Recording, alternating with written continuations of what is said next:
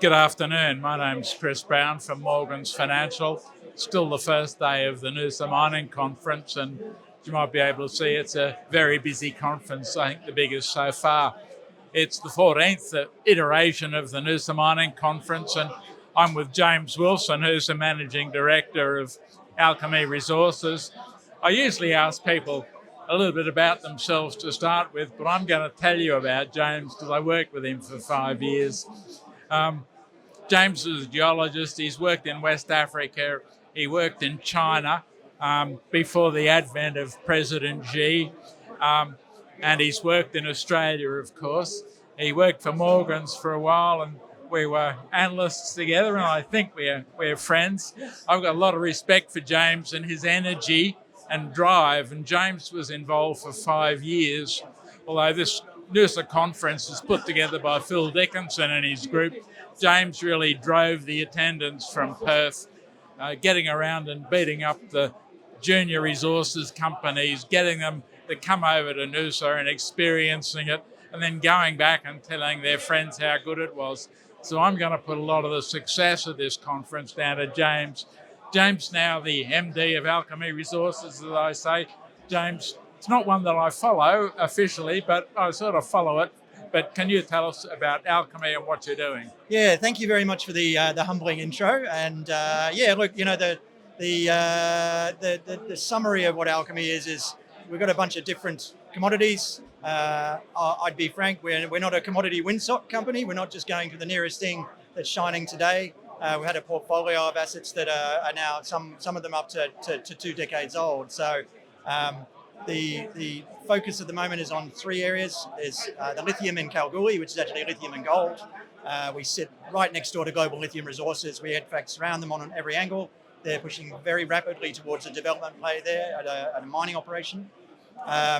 Secondly, we have gold on the same ground. We've got 111,000 ounces right next door to an existing mine, some 300 metres down the road, so we're developing that at the same time.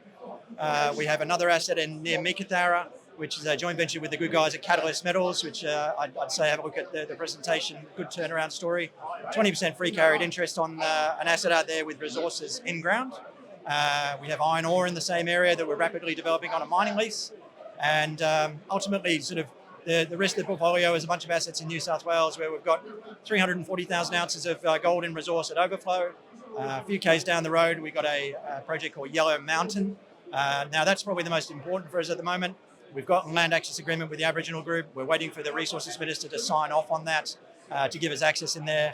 And the last recorded assays on that was a 7.15% copper result in mullock stockpiles at the old mine. It's all green malachite and sphalerite sitting on the ground from the waste that they were throwing away from the old mine. So huge opportunity to go and drill out a potential copper resource there or copper play that hasn't been touched since 1986.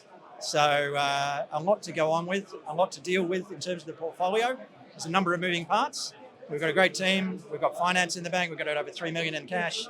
So we can afford to do it in light of a market that is sort of devoid of cash funding at the moment. We have cash in the bank. So very exciting opportunity.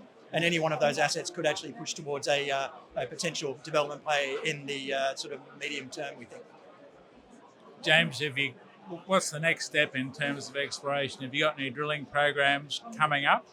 Yeah, that's right. We've got on the iron ore, we're actually doing a heritage survey on the 29th of this month, and we're trying to lock in drill contractors to go and drill that out. This thing hasn't been drilled ever. 2 kilometres of outcropping hematite going up to 65.9% iron. The iron ore price is down, but we could probably get this to port relatively cheaply. It's next to the major road. That'll be the first one. If I get approval from the state government for Yellow Mountain, I'll have a crew on the ground. If it comes in today, I'll have a crew on the ground by Friday. Heritage surveys to follow after that, hopefully drilling by second half. Thanks, James. So I say Alchemy Resources, it's a junior explorer, but it's got a very experienced technical managing director in James. And as I said before, he's got an enormous amount of energy and drive. And that's really what you want in exploration. James, thanks very much for your time, and I wish you well. Thank you very much, Chris.